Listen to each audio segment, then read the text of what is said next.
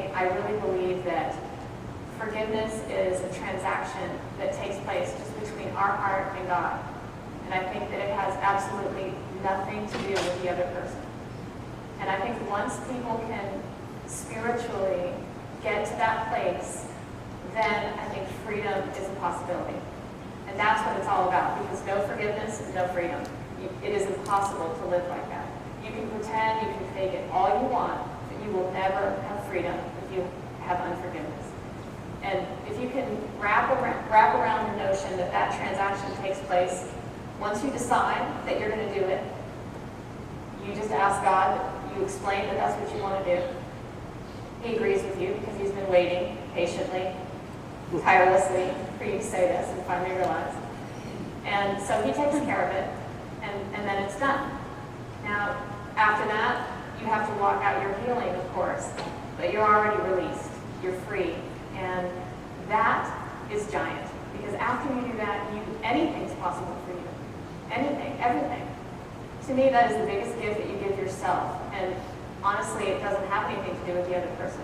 Ultimately, it will help that relationship, obviously, but it doesn't have anything to do with them. They don't even need to know about it if you don't want to. Makes perfect sense, yeah? So tell us a little bit then about your spiritual life, say, before your divorce. So tell us what your spiritual life is. Okay. I grew up Catholic, and I have aunts that are nuns, and my grandma walks to Mass every day. And I grew up going through all of the typical Catholic rituals, had my first communion, my confirmation, all these things. And I think that my faith was one that was very ritualized. Then in 2003, when things went dark, there was one light shining. And it wasn't a porch light, it was the big light for me. And it was at that point that my faith transformed from something that was just a ritual to something that was now relational. And that was giant. That was huge for me. And then all of a sudden it was like I could open up the Bible and things that just didn't make sense to me before suddenly seemed like the way I used to read my horoscope. What? Did you see this? I tell my friends, can you believe that? I've read that verse my whole life and it never made any sense to me at all. And I was someone who was starving. I mean, I would just read any book. I would just devour passages of the Bible. I couldn't get enough Beth Moore studies. I still can't. It was a beautiful time for me. It was an awakening. So you had that dark time to go through, but how did you learn to trust? It was one thing that was exposed to you. How did you learn to trust God? I think that was something that came directly to me from Scripture. And it was when I realized that was a command. I mean, how many times does it say in the Bible, does Jesus say, do not be afraid? I mean, it is what is said in the Bible more than any other command. And so when I realized that was a command, and what the response to a command is to be obedient, and it didn't, again, have anything to do with emotion, I thought, oh, light bulb, I get it. Okay, so I need to submit and trust, and you're just going to take care of everything. We'll just see how that goes. And it went. It's still going. He's serious. He's like, take me up on that. Stop being afraid. Sounds good. All right, so you talked about, you basically kind of gave up. I mean, you got back into God and into your life. And you talked about, I was no longer in charge. So that might be kind of strange for some of us. I'm no longer in charge. You want to tell us a little bit about that? Well, for all type A's and control freaks out there, let me just tell you, that was a big moment. That was a relief. I needed somebody bigger than me to take control of my life, help me to make good decisions. Very good decisions.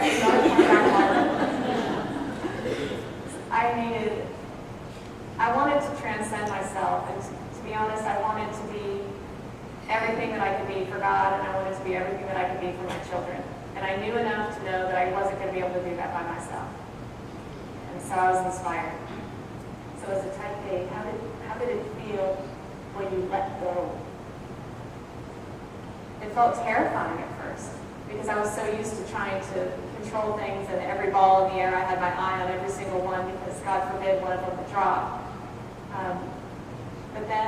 little by little, I started to let go, and I think that my children worked on me a lot as well, because it's impossible to be too type A or too controlling when you have 3 people that really basically run your life.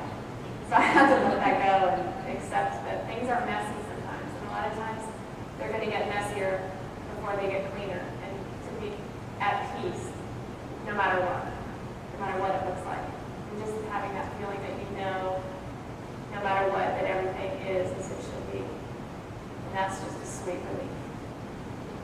I would think that overall it's really reassuring to not have to be in control. I don't know what the rest of it, but sometimes it's nice to not be the one that has to make those decisions. All right. So let's change gears a little bit. Why don't you tell us about the role or the importance that your girlfriends play during this time? Well, my girlfriends are amazing.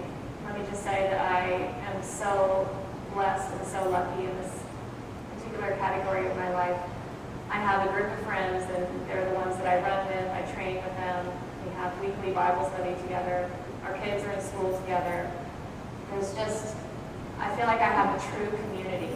And I think that that's something that in my life is huge, but I think for women in general, it is something that cannot be downplayed, cannot be underestimated.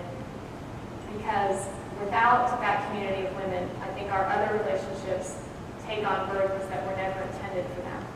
I don't think husbands can fill that place. I don't think children fill that place. Your work can't fill that place. You have to have the context of your girlfriends so that you can, in an ideal situation, be made better and more whole and healthier when you're in their good company. And then you leave and go back into the other areas of your life and you're a better person for it.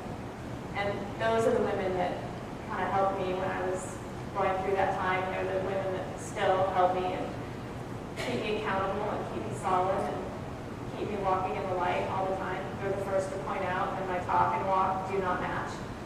And they even skip the kind, sweet preamble now and they cut right to the chase. Knock it off. Gotcha. But I'm so lucky. You had mentioned that when you went through that dark time and your girlfriends came in and they helped pick you up. And they obviously they made you go running, right? They started this whole ball. They did. They noticed that I really wasn't sleeping very well and I wasn't eating very well, so I looked kind of baggy-eyed and scrawny, and they decided that that would be the perfect time for me to start training for my first marathon. They're both exceptional athletes. They've done many marathons and Ironmans and everything else, and I had never done anything like that. I had maybe gone on a 5-mile run, maybe. But the beautiful thing was that they took me out every single week, and every week would be the longest run of my life.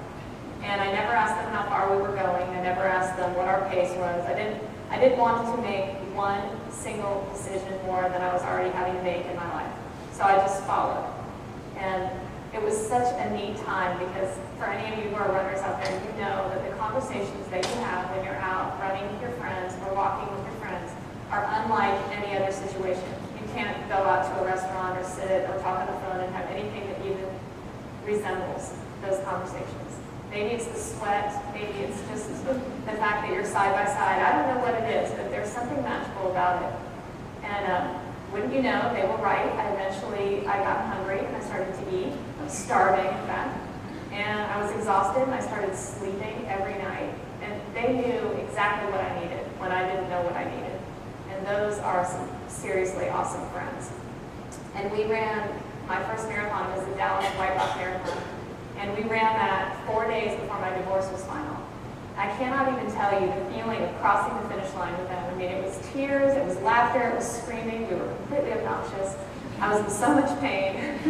It was really hard. But it was one of the most transformative things that I've ever done.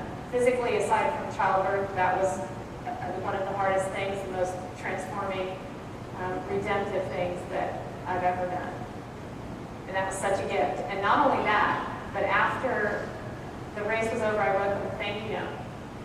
And they read it, and they said, "You wrote this?" I said, "Yeah, it's your thank you note." They go, "No, honey, this is really good. Like, you can